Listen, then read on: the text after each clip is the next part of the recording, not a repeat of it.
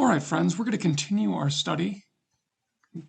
1 Peter chapter 2. You'll remember last session we talked about the fact that we came to a rejected man, Jesus Christ, and society, culture, had rejected Christ as insignificant, as unimportant, and yet to God, he was chosen and precious. And we take on a similar posture to our culture, to our world, and because of which we are built up into a spiritual house, a new temple, holy priesthood, and spiritual sacrifices acceptable to God. So our work, our life, is made acceptable to God because of Jesus Christ. Now we continue to tease out this thought. We're told that we are a chosen race, a royal priesthood, a holy nation, and a people for his own possession. You'll notice this language is very reminiscent of the promises made to Israel. Now, the church is not Israel. We do not replace her, but we are partakers in some of those promises. And you can see this first word, race. There's a new race of people. Now, realistically, if you're looking at anthropology, there is only one race. It is a human race. But now, because of new life, there is the race, the people who have been made alive by Jesus, and those who have not yet received Christ and they are spiritually dead. We are a royal priesthood, and that is because of the new life, and we are partakers of the nature of God. We, in a sense, have royal blood flowing through our veins, and we bear the name of God, and so we are able to receive fellowship with the Father, but also to bring people into fellowship with the Father, and we become holy, set apart as a people of God's possession to do his work. And you might ask, well, what's that work? I love this verse, that you may, all of this was done so that you might proclaim the excellencies of him, that you might declare and display the perfections of God. Now, we do that by living in such a way so people can see what the Father is like through our faith, through our confidence, through our joy. We are not afraid, and people notice that we live in a completely different way because we are in relationship to the Father. And of course, we proclaim that truth. We tell other people what the Father is like because we want them to experience what we've experienced. That is, being called out of darkness, a life of futility, a life of emptiness, a life of alienation from the Father, into his marvelous light. And this word called is fascinating.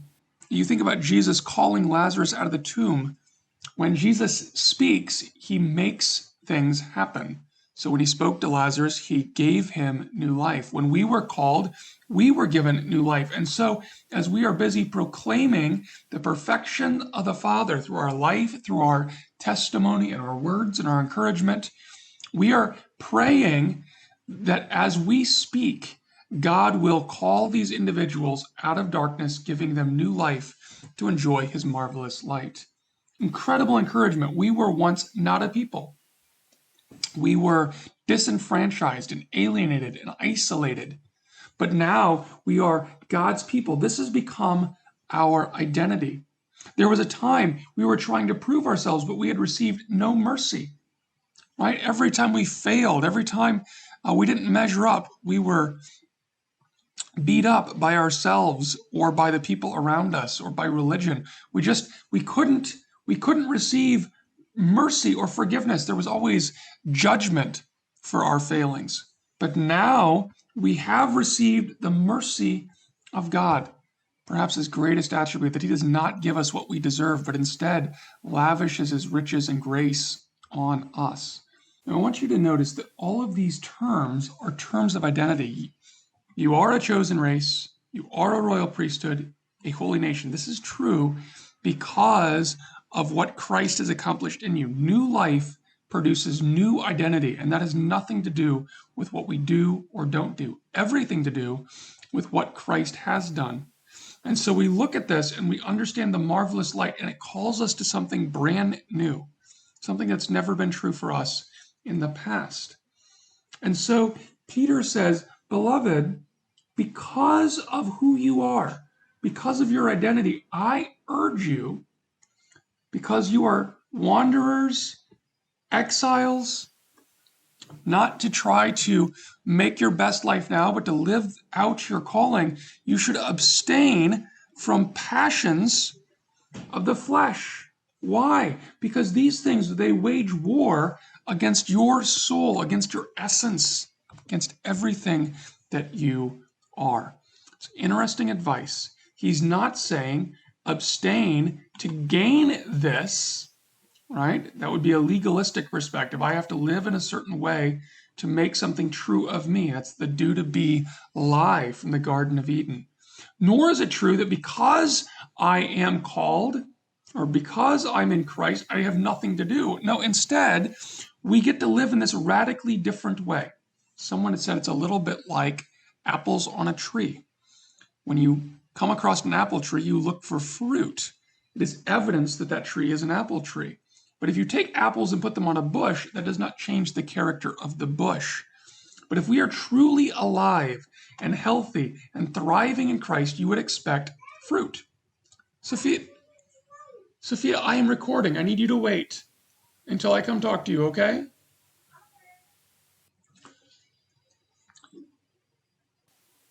So we are called to abstain from the passions of the flesh. Now, what are these passions? Well, you might think this is inherently sinful, but they are not. Passions are desires that have kind of run amok. You've taken them too far. These are when we take good things and make them ultimate things, saying life only works if I get a better job or if I have more money or a different spouse or more peace in the family. Whatever we take the good things that God has given us and we push them too far.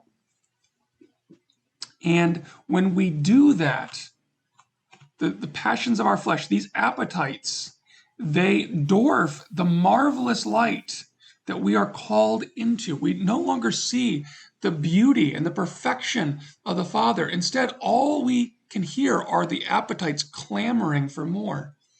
Now, the problem is the appetites are never satisfied. Right? We can eat ourselves to death. We can work ourselves to death. We can pile up infinite amount of money, but it doesn't yield security or happiness, certainly not in a lasting way. So if we try to make life work through our passions, we become a slave, and that wars against our very essence, our soul, who we are, and it prevents us from seeing the beauty of God. Now, the opposite is when we see the beauty of Christ, it dwarfs these things. Now we need to be practical. How do we effectively abstain from passions or appetites or over desires that just seem to cloud out everything else and demand to be satisfied?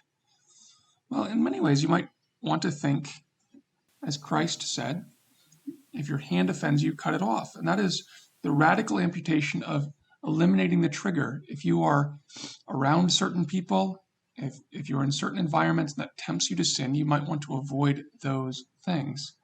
And that is good in some cases where we are just radically tempted to sin.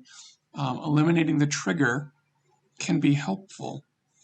You could remove certain things from your home or your study or your bedroom that might help you. You might change the way you browse the internet. But changing the trigger often doesn't have the effect that we want because we find that there are so many things that trigger us in life. What I think this text pulls us to is if you find the passions of life looming large in your mind, it makes God look small. But realizing who you are and meditating on what God has accomplished and his plan for your life changes the way you live. If you can receive everything as a gift from the Father, then you can be content with what he's given you and how much he's given you. He's given you all the finances that you have. He's given you the body that you have. He's given you the relationships you're enjoying, and he is guiding you through circumstances. And if you can take your possessions and praise the Father, right, for his great mercy and for what he's done in making you his people, if you can thank God for what he's given you, then everything you have will be an object of worship. And you can talk to the Father about what you don't have. But when you realize that God is managing your life, then it takes the pressure off to find joy in yourself or in your stuff, because you know where to go. You run to God to find satisfaction. You know that in him is satisfaction alone. You trust what he's given you. You trust him for what he has not given you. And if you're concerned, you talk to the Father rather than taking life back into your own hands and going back into that life of ignorance and futility. We have a great discussion ahead of us. I hope you enjoyed discussing this as a group, and I'll look forward to being with you next session.